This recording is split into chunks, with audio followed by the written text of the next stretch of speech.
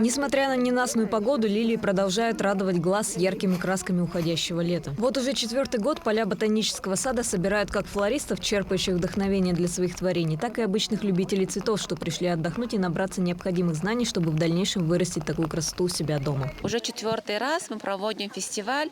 С каждым годом охват все шире, мероприятий все больше и, естественно, лилии все больше и краше. Каждый год мы проводим в ботаническом саду Института биологии экскурсии.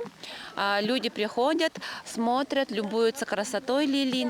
Лилии неприхотливы, просты в ухаживании, устойчивы к холодной погоде и вредителям, а также хорошо размножаются. За 6 лет ботанический сад собрал коллекцию из почти 80 сортов, и с каждым годом она будет пополняться. Природа сама по себе, она дает энергию человеку, здоровье, забирает твою плохую энергию, и прямо оттуда выходишь счастливым человеком. Вот поэтому я сюда очень часто хожу. И без экскурсий, одна могу, с подругами могу. Благодаря вот этим растениям идет связь между поколениями.